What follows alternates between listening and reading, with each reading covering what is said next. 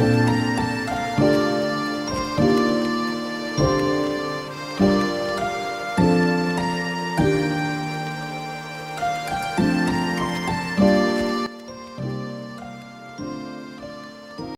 ವಿವೇಕಾನಂದರ ಕೃತಿಶ್ರೇಣಿ 3.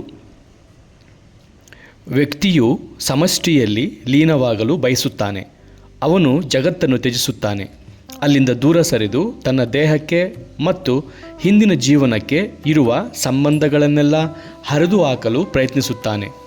ತಾನು ಮನುಷ್ಯ ಎಂಬುದನ್ನು ಕೂಡ ಮರೆಯಲು ಕಷ್ಟಪಟ್ಟು ಸಾಧನೆ ಮಾಡುವನು. ಆದರೆ ಅವನ ಹೃದಯಾಂತರಾಳದಲ್ಲಿ ಒಂದು ಮೃದು ಅಸ್ಫುಟ ಧ್ವನಿ, ಒಂದು ಸ್ವರ, ಒಂದು ಮೇಲುನುಡಿ, ಪ್ರಾಚ್ಯವೋ ಪಾಶ್ಚಾತ್ಯವೋ, ಜನನಿ ಜನ್ಮಭೂಮಿಶ್ಯ ಸ್ವರ್ಗಾದಪಿ ಗರೀಯಸಿ, ಜನ್ಮಭೂಮಿಯು ಸ್ವರ್ಗಕ್ಕಿಂತ ಮಿಗಿಲಾದುದು ಎಂಬುದು ಕೇಳಿಬರುತ್ತದೆ. ಈ ಚಕ್ರಾಧಿಪತ್ಯದ ರಾಜಧಾನಿಯ ಪುರಜನರೇ, ನಿಮ್ಮೆದುರಿಗೆ ನಾನು ಸನ್ಯಾಸಿಯಂತೆ ನಿಂತಿಲ್ಲ, ಪ್ರಚಾರಕನಂತೆ ನಿಂತಿಲ್ಲ.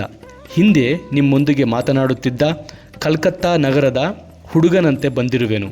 ನನ್ನ ಸಹೋದರರೇ, ಈ ನಗರದ ದಾರಿಯ ಧೂಳಿನಲ್ಲಿ ಕುಳಿತು ಶಿಶು ಸಹಜ ಸ್ವಾತಂತ್ರ್ಯದಿಂದ ನನ್ನ ಮನಸ್ಸಿನ ಭಾವವನ್ನು ನಿಮ್ಮೆದುರಿಗೆ ವ್ಯಕ್ತಪಡಿಸುವೆನು.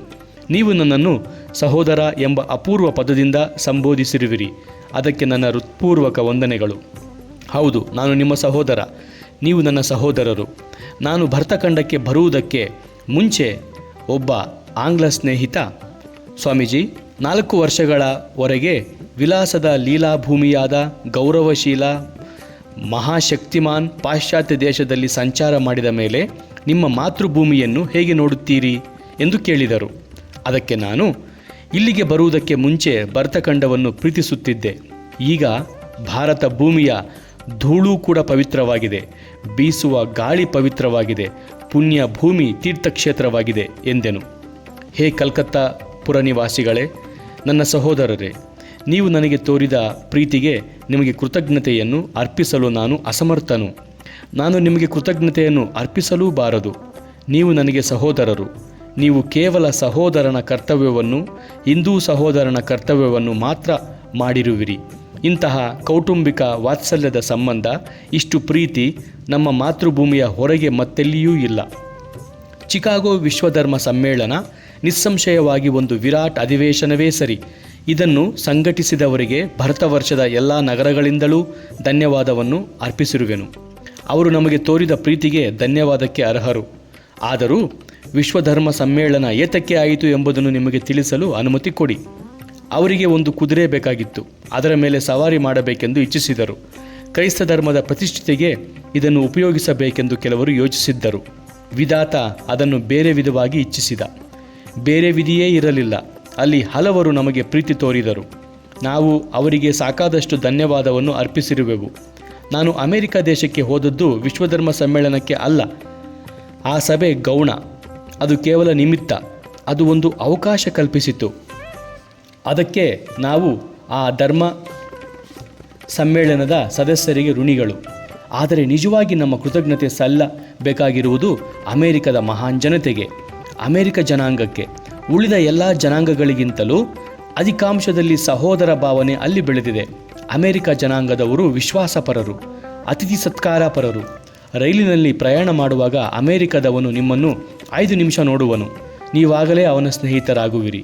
ಮರುಕ್ಷಣವೇ ಅವನು ನಿಮ್ಮನ್ನು ಅವನ ಮನೆಗೆ ಊಟಕ್ಕೆ ಕರೆಯುವನು. ತನ್ನ ಇಡೀ ಜೀವನದ ರಹಸ್ಯವನ್ನು ನಿಮ್ಮೆದುರಿಗೆ ಇಡುವನು. ಇದು ಅಮೆರಿಕ ಜನರ ಲಕ್ಷಣ. ನಾವು ಇದನ್ನು ಹೆಚ್ಚು ಮೆಚ್ಚುತ್ತೇವೆ. ಅವನ್ನು ಅಪೂರ್ವ ದಯೆಯಿಂದ ನೋಡಿರುವರು. ಅದನ್ನು ವರ್ಣಿಸಲು ಹಲವು ವರ್ಷಗಳು ಹಿಡಿಯುವವು. ಅಟ್ಲಾಂಟಿಕ್ ಸಾಗರದ ಆಚೆ ಕಡೆ ಇರುವ ಮತ್ತೊಂದು ದೇಶಕ್ಕೂ ನಮ್ಮ ಕೃತಜ್ಞತೆ ಸಲ್ಲಬೇಕು. ತನ್ನ ಹೃದಯದಲ್ಲಿ ಇಂಗ್ಲಿಷ್ ಜನಾಂಗದ ಬಗ್ಗೆ ನನಗಿಂತ ಹೆಚ್ಚು ದ್ವೇಷವನ್ನು ಹೊತ್ತು ಆ ನೆಲದ ಮೇಲೆ ಹೆಜ್ಜೆ ಇಟ್ಟಿರುವ ಮತ್ತೊಬ್ಬರು ಇರಲಾರರು. ಹಿಂದಿನ ವೇದಿಕೆಯ ಮೇಲೆ ಇದನ್ನು ಸಮರ್ಥಿಸುವ ಆಂಗ್ಲ ಸ್ನೇಹಿತರು ಕೆಲವರು ಇರುವರು.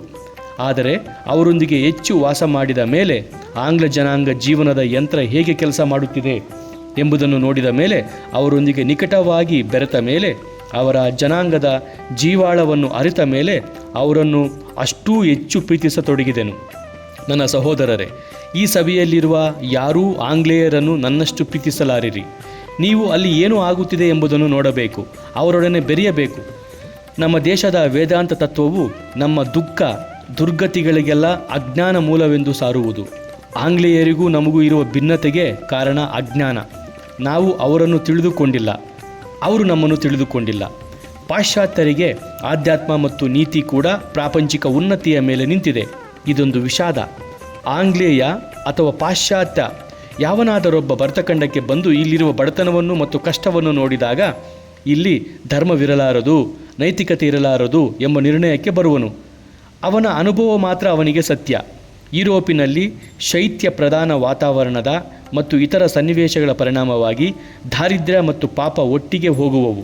ಆದರೆ ಭರತಖಂಡದಲ್ಲಿ ಹಾಗಲ್ಲ. ಇಲ್ಲಿ ನನ್ನ ಅನುಭವದ ಪ್ರಕಾರ ಮನುಷ್ಯ ಬಡವನಾಗಿದ್ದಷ್ಟು ಹೆಚ್ಚು ಪರಿಶುದ್ಧನಾಗಿರುವನು. ಇದನ್ನು ತಿಳಿದುಕೊಳ್ಳಬೇಕಾದರೆ ಹೆಚ್ಚು ಕಾಲಾವಕಾಶ ಬೇಕು. ಈ ರಾಷ್ಟ್ರದ ಜೀವನದ ರಹಸ್ಯವನ್ನು ತಿಳಿದುಕೊಳ್ಳಲು ಎಷ್ಟು ಮಂದಿ ವಿದೇಶಿಯರು ನಿಲ್ಲುವರು? ಜನಾಂಗವನ್ನು ಕೂಲಂಕಷವಾಗಿ ತಿಳಿದುಕೊಳ್ಳುವಷ್ಟು ತಾಳ್ಮೆ ಎಲ್ಲೋ ಕೆಲವರಲ್ಲಿದೆ. ಈ ದೇಶದಲ್ಲಿ ಇದೊಂದು ದೇಶದಲ್ಲಿ ಮಾತ್ರ ಬಡತನ ಅಪರಾಧವಲ್ಲ, ಪಾಪವಲ್ಲ.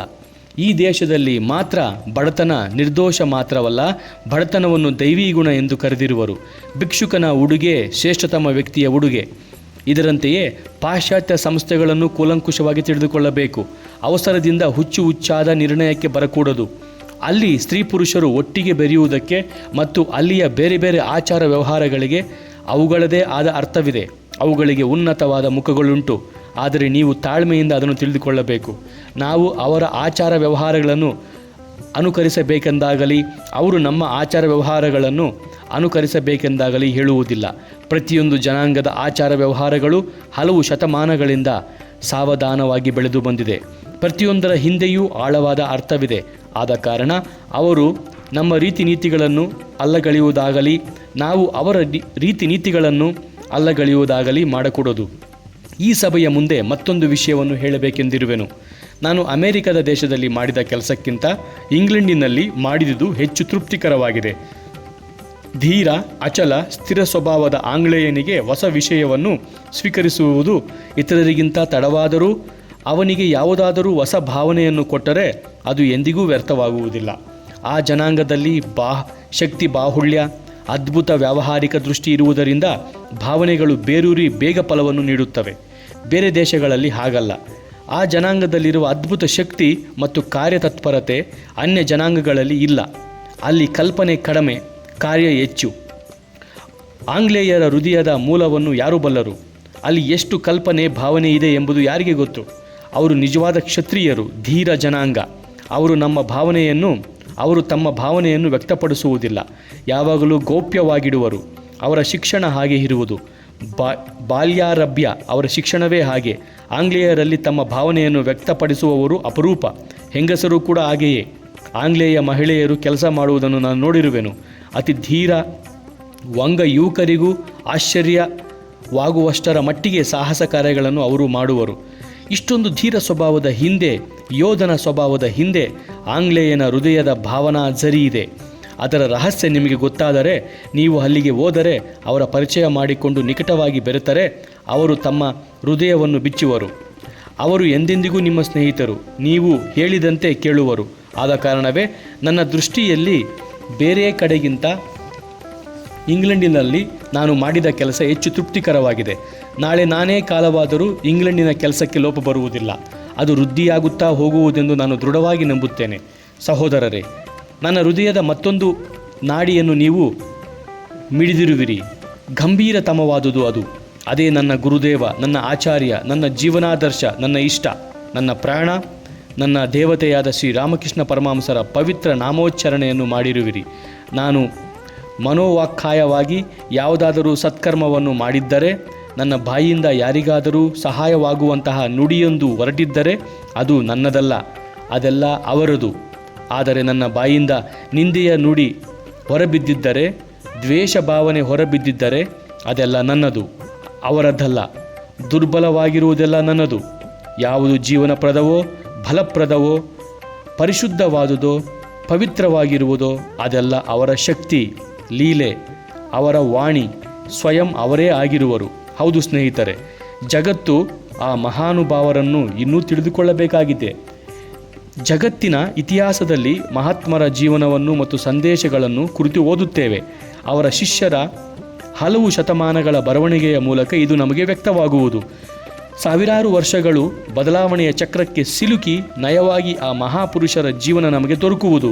ಆದರೆ ಅಂತಹ ಯಾವ ಒಂದು ವ್ಯಕ್ತಿಯೂ ನನ್ನ ದೃಷ್ಟಿಯಲ್ಲಿ ನಾನೇ ಕಣ್ಣಾರೆ ಕಂಡ ವ್ಯಕ್ತಿಯಷ್ಟು ಉಜ್ವಲವಾಗಿಲ್ಲ. ಆ ವ್ಯಕ್ತಿಯೇ ಶ್ರೀರಾಮಕೃಷ್ಣ ಪರಮಹಂಸರು.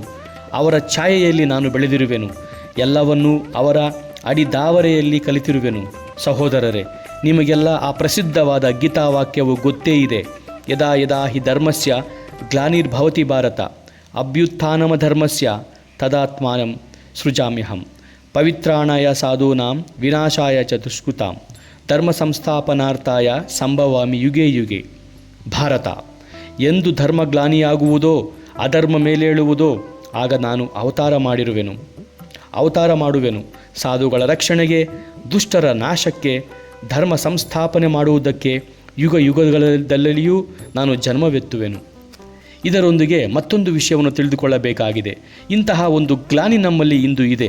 ಆಧ್ಯಾತ್ಮಿಕ ಮಹಾತರಂಗವೊಂದು ಬರುವುದಕ್ಕೆ ಮುಂಚೆ ಸಮಾಜದಲ್ಲಿ ಹಲವು ಸಣ್ಣ ಪುಟ್ಟ ಅಲೆಗಳೇಳುತ್ತವೆ.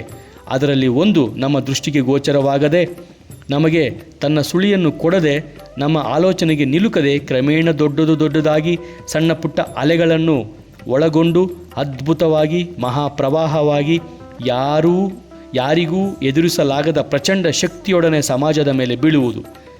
ಇಂದು ನಮ್ಮ ಕಣ್ಣೆದುರಿಗೆ ಹೀಗೆ ಆಗುತ್ತಿದೆ. ಕಣ್ಣಿದ್ದರೆ ನೋಡುವಿರಿ, ನಿಮ್ಮ ಹೃದಯ ತೆರೆದಿದ್ದರೆ ಅದನ್ನು ಸ್ವೀಕರಿಸುವಿರಿ. ನೀವು ಸತ್ಯಾನ್ವೇಷಕರಾದರೆ ನಿಮಗೆ ಅದು ದೊರಕುವುದು. ಕಾಲ ಚಿಹ್ನೆಯನ್ನು ಕಾಣದವನು ಅಂಧ, ನಿಜವಾಗಿ ಅಂಧನು. ಬಡವರಾದ ಬ್ರಾಹ್ಮಣ ಮಾತಾಪಿತರಿಗೆ ಜನಿಸಿದ ಈ ಬಾಲಕನು ದೂರದ ಒಂದು ಹಳ್ಳಿಯಲ್ಲಿ ಹುಟ್ಟಿದನು. ಆ ಹಳ್ಳಿಯ ಹೆಸರನ್ನೂ ನಿಮ್ಮಲ್ಲಿ ಅನೇಕರು ಕೇಳಿಲ್ಲ. ಶತಮಾನಗಳಿಂದ ಮೂರ್ತಿ ಪೂಜೆಯನ್ನು ವಿರೋಧಿಸುತ್ತಿರುವ ಪಾಶ್ಚಾತ್ಯ ಜನಾಂಗ ಇಂದು ಅವರನ್ನು ಅಕ್ಷರಃ ಪೂಜಿಸುತ್ತಿರುವರು. ಇದು ಯಾರ ಶಕ್ತಿ? ನನ್ನದೇ ಅಥವಾ ನಿಮ್ಮದೇ? ಯಾವ ಶಕ್ತಿ ಶ್ರೀರಾಮಕೃಷ್ಣ ಪರಮಹಂಸರ ರೂಪಿನಲ್ಲಿ ಆವಿರ್ಭಾವವಾಯಿತೋ ಅದೇ ಶಕ್ತಿ.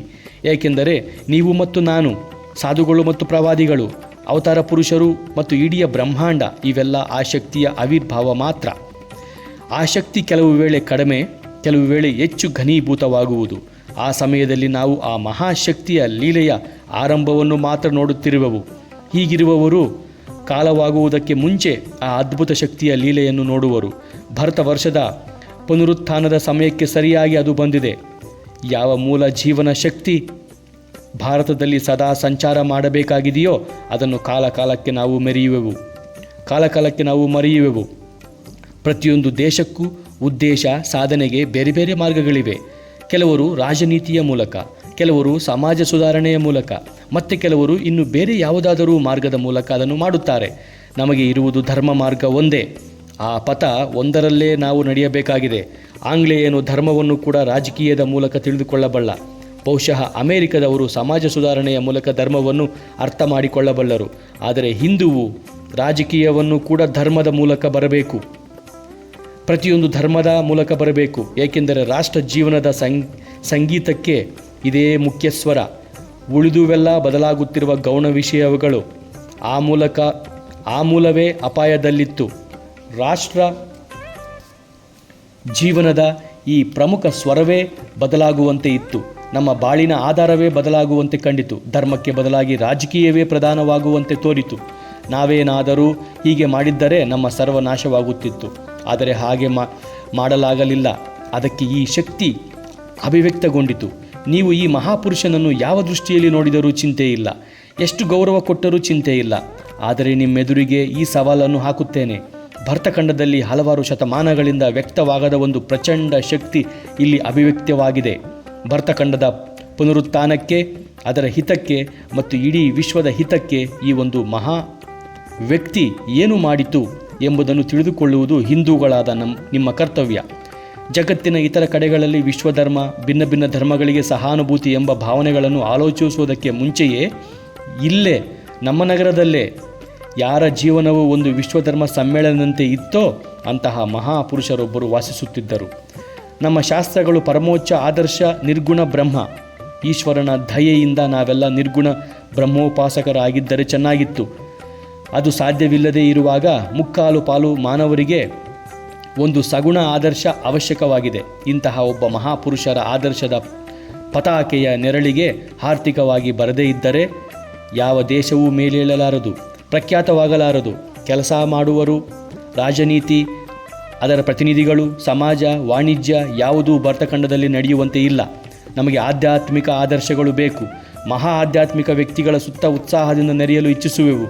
ನಮ್ಮ ನಾಯಕರು ಧಾರ್ಮಿಕ ಪುರುಷರಾಗಿರಬೇಕು. ಅಂತಹ ಧಾರ್ಮಿಕ ಪುರುಷರೊಬ್ಬರು ರಾಮಕೃಷ್ಣ ಪರಮಹಂಸರ ಸ್ವರೂಪದಲ್ಲಿ ನಮಗೆ ಲಭ್ಯವಾಗಿದ್ದಾರೆ. ಈ ದೇಶದ ಉದ್ಧಾರವಾಗಬೇಕಾಗಿದ್ದರೆ ನನ್ನ ಮಾತನ್ನು ಕೇಳಿ. ಆ ಹೆಸರಿನ ಸುತ್ತ ಉತ್ಸಾಹದಿಂದ ನಾವು ಒಟ್ಟುಗೂಡಬೇಕಾಗುತ್ತದೆ. ಶ್ರೀ ರಾಮಕೃಷ್ಣ ಪರಮಹಂಸರನ್ನು ನಾನು ಪ್ರಚಾರ ಮಾಡುತ್ತೇನೆಯೋ ನೀವೋ ಅನ್ಯರೋ ಅದರ ಬಗ್ಗೆ ನನಗೆ ಚಿಂತೆ ಇಲ್ಲ. ಆದರೆ ನಾನು ಅವರನ್ನು ನಿಮ್ಮ ಮುಂದಿಡುವೆನು. ನೀವು ಆ ವಿಷಯವನ್ನು ಪರ್ಯಾಲೋಚಿಸಿ ನಿಮ್ಮ ಜನಾಂಗದ ಹಿತಕ್ಕೆ, ದೇಶದ ಹಿತಕ್ಕೆ ಆ ಮಹಾ ಆದರ್ಶವನ್ನು ಹೇಗೆ ಉಪಯೋಗಿಸಿಕೊಳ್ಳಬಹುದು ಎಂಬುದನ್ನು ನೀವೇ ನಿಷ್ಕರ್ಷಿಸಿ.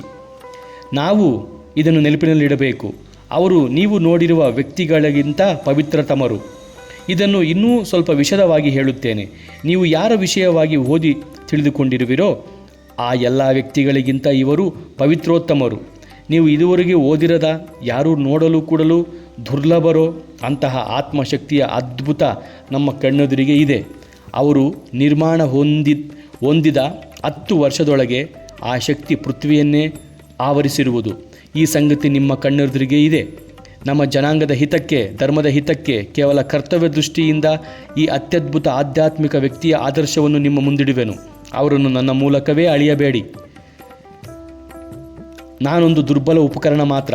ನನ್ನ ಮೂಲಕ ಅವರ ಶೀಲವನ್ನು ನಿಷ್ಕರ್ಷಿಸಬೇಡಿ. ನಾನು ಅಥವಾ ಅವರ ಇತರ ಶಿಷ್ಯರು 100 ಜನ್ಮಗಳನ್ನು ಸವಿಸಿದರೂ ಅವರ ಕೋಟಿಯ 1 ಪಾಲು ಕೂಡ ಆಗಲಾರೆವು. ಅಷ್ಟು ಮಹಾಮಹಿಮರಾಗಿದ್ದರು ಅವರು. ನೀವೇ ಇದನ್ನು ಸ್ವಂತ ವಿಚಾರಿಸಿ. ನಿಮ್ಮ ಹೃದಯದಲ್ಲೇ ಸನಾತನ ಸಾಕ್ಷಿ ಇರುವನು. ಆ ಶ್ರೀ ರಾಮಕೃಷ್ಣ ಪರಮಹಂಸರೇ ನಮ್ಮ ದೇಶದ ಜನಾಂಗದ ಇಡೀ ವಿಶ್ವದ ಹಿತಕ್ಕೆ ನಿಮ್ಮ ಹೃದಯದ ವಿಕಾಸವಾಗುವಂತೆ ಮಾಡಲಿ. ನಾನು ಪ್ರಯತ್ನ ಪಡದೇ ಇರಲಿ. ನಮ್ಮ ದೇಶದಲ್ಲಿ ಅವಶ್ಯಕವಾಗಿ ಬರಬೇಕಾಗಿರುವ ಮಹಾ ಬದಲಾವಣೆಗೆ ಸೊಂಟ ಕಟ್ಟಿ ಸತ್ಯಸಂಧರಾಗಿ ದುಡಿಯುವಂತೆ ಮಾಡಲಿ. ಭಗವಂತ ಕೆಲಸ ನಮ್ಮ ಇಚ್ಛೆಗೆ ಕಾದು ಕುಳಿತುಕೊಳ್ಳುವುದಿಲ್ಲ. ಅವನ ಕೆಲಸ ಮಾಡುವುದಕ್ಕೆ 100 ಸಹಸ್ರಾರು ಜನರನ್ನು ಧೂಳಿನಿಂದ ಬೇಕಾದರೆ ಸೃಷ್ಟಿಸುವನು. ಅವನ ಅಧೀನದಲ್ಲಿ ಕೆಲಸ ಮಾಡುವ ಸೌಭಾಗ್ಯ ದೊರಕಿದುದಕ್ಕೆ ನಾವೇ ಧನ್ಯರು. ಇದರಿಂದ ನಮ್ಮ ಭಾವನೆಯು ವಿಸ್ತಾರವಾಗುವುದು. ನೀವು ನನಗೆ ಸೂಚಿಸಿದಂತೆ ನಾವು ಜಗತ್ತನ್ನು ಗೆಲ್ಲಬೇಕು, ನಾವು ಜಯಿಸಬೇಕು. ಭರತಖಂಡವು ಜಗತ್ತನ್ನು ಗೆಲ್ಲಬೇಕು. ನನ್ನ ಆದರ್ಶ ಅದಕ್ಕಿಂತ ಕಡಿಮೆ ಇಲ್ಲ. ಅದು ಅಗಾಧವಾದ ಕಾರ್ಯವಾಗಿರಬಹುದು. ನಿಮ್ಮಲ್ಲಿ ಅನೇಕರಿಗೆ ಆಶ್ಚರ್ಯವಾಗಬಹುದು. ಆದರೆ ಅದು ಹಾಗೆಯೇ ಆಗಬೇಕು. ನಾವು ಜಗತ್ತನ್ನು ಗೆಲ್ಲಬೇಕು, ಇಲ್ಲವೇ ಮಡಿಯಬೇಕು. ನಮಗೆ ಬೇರೆ ಮಾರ್ಗವೇ ಇಲ್ಲ. ವಿಕಾಸವೇ ಜೀವನದ ಚಿಹ್ನೆ. ನಾವು ಹೊರಗೆ ಹೋಗಬೇಕು, ವಿಕಾಸವಾಗಬೇಕು, ಚಟುವಟಿಕೆಯನ್ನು ತೋರಬೇಕು, ಅಥವಾ ಅಧೋಗತಿಗೆ ಇಳಿದು ಕೊಳಿತು ಸಾಯಬೇಕು. ಬೇರೆ ಮಾರ್ಗವೇ ಇಲ್ಲ. ಎರಡರಲ್ಲಿ ಯಾವುದನ್ನಾದರೂ ಆರಿಸಿಕೊಳ್ಳಿ. ಬದುಕಿ, ಇಲ್ಲವೇ ಸಾಯಿರಿ. ನಮ್ಮ ದೇಶದಲ್ಲಿರುವ ಕ್ಷುದ್ರ ಮನಸ್ತಾಪಗಳು, ಜಗಳಗಳು ಎಲ್ಲರಿಗೂ ಗೊತ್ತಿದೆ. ಎಲ್ಲ ಕಡೆಗಳಲ್ಲಿಯೂ ಹೀಗೆಯೇ. ಇದನ್ನು ನಂಬಿ ಇತರ ರಾಷ್ಟ್ರಗಳಿಗೆ ರಾಜಕೀಯ ಜೀವನದಲ್ಲಿ ವಿದೇಶಿ ನೀತಿ ಇದೆ. ದೇಶದಲ್ಲಿ ಹೆಚ್ಚು ಜಗಳವಿರುವಾಗ ಹೊರಗಡೆ ಜಗಳ ಕಾಯುವುದಕ್ಕೆ ಬೇರೆ ಯಾರನ್ನಾದರೂ ಹುಡುಕುವರು. ಆಗ ದೇಶದಲ್ಲಿ ಅಂತಃಕಲಹ ನಿಲ್ಲುವುದು. ನಮ್ಮಲ್ಲಿ ಈ ಕಲಹಗಳಿವೆ, ಆದರೆ ಅವನ್ನು ನಿಲ್ಲಿಸಲು ವಿದೇಶಿ ನೀತಿ ಇಲ್ಲ. ನಮ್ಮ ಶಾಸ್ತ್ರಗಳ ಸತ್ಯವನ್ನು ವಿದೇಶಿಯರಿಗೆ ಬೋಧಿಸುವುದು ನಮ್ಮ ನಿರಂತರವಾದ ವಿದೇಶಿ ನೀತಿಯಾಗಬೇಕು. ಇದು ನಮ್ಮನ್ನು ಒಂದುಗೂಡಿಸುವುದು ಎಂದು ಪ್ರಮಾಣಪಡಿಸುವುದಕ್ಕೆ ಬೇರೆ ಉದಾಹರಣೆ ಬೇಕೇ ಎಂದು ರಾಜಕೀಯ ಭಾವನೆ ಇದ್ದವರನ್ನು ಕೇಳುತ್ತೇನೆ. ಈ ಸಭೆಯೇ ಅದಕ್ಕೆ ಸಾಕಷ್ಟು ಪ್ರಮಾಣವಾಗಿದೆ. ಎರಡನೆಯದಾಗಿ, ಸ್ವಾರ್ಥಪರವಾದ ಈ ಉದ್ದೇಶಗಳು ಇದ್ದಾಗ್ಯೂ ನಿಸ್ವಾರ್ಥಪರ ಜೀವಂತ ಉದಾಹರಣೆಗಳು ನಮ್ಮ ಮುಂದೆ ಇವೆ. ದುರ್ದಶೆಗೆ, ಅವನತಿಗೆ ಒಂದು ಮುಖ್ಯ ಕಾರಣವು ನಮ್ಮ ಜನಾಂಗದ ಕೂಪ ಮಂಡೂಕದಂತೆ ಸಂಕುಚಿತಗೊಂಡುದು. ಇತರ ಮಾನವ ಜನಾಂಗಕ್ಕೆ ಅನರ್ಘ್ಯ ರತ್ನಗಳನ್ನು ಕೊಡಲು ನಿರಾಕರಿಸಿದುದು. ಆಧ್ಯಾತ್ಮಿಕ ಪಿಪಾಸೆಯಿಂದ ನರಳುತ್ತಿರುವ ಆರ್ಯೇತರಿಗೆ ಜೀವಪೋಷಕವಾದ ಸತ್ಯಗಳನ್ನು ದಾರಿ ಎರೆಯದೇ ಹೋದುದು.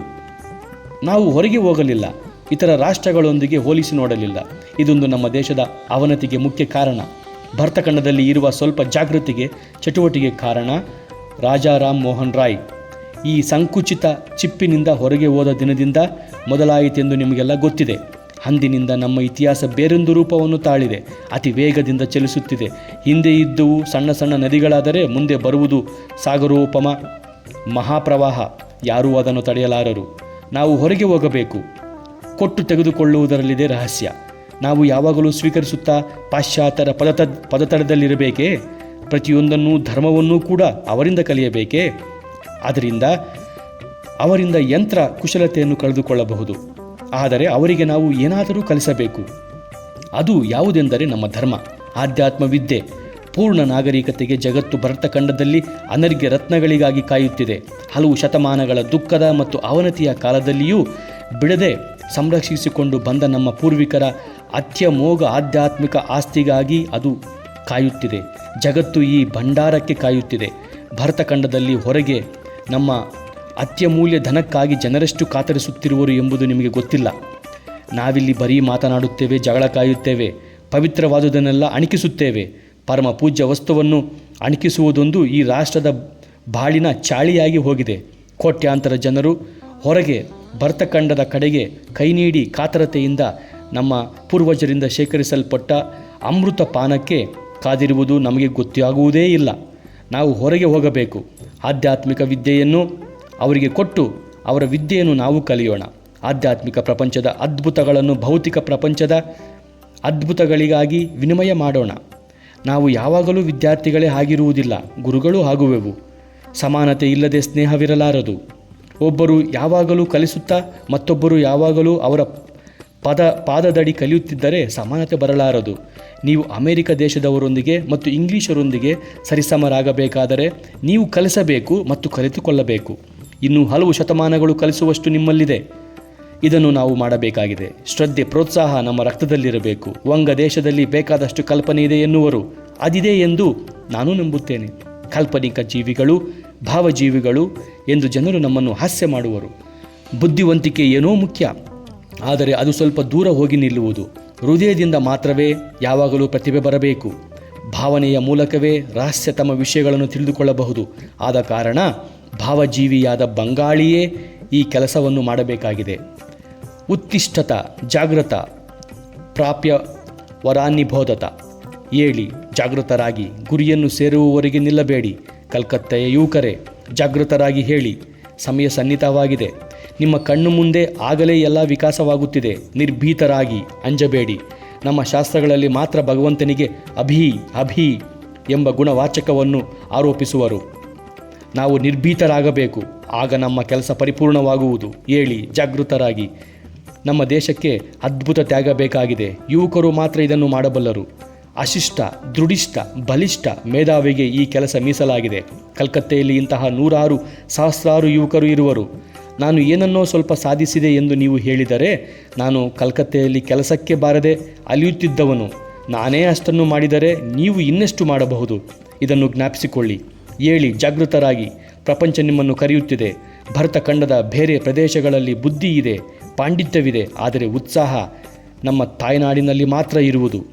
ಅದು ವ್ಯಕ್ತವಾಗಬೇಕು. ಆದ ಕಾರಣ ಕಲ್ಕತ್ತೆಯ ಯುವಕರೇ, ಶ್ರದ್ಧೋತ್ಸಾಹದಿಂದ ಜಾಗೃತರಾಗಿ. ನೀವು ಬಡವರು, ಸ್ನೇಹಿತರಿಲ್ಲ ಎಂದು ಆಲೋಚಿಸಬೇಡಿ.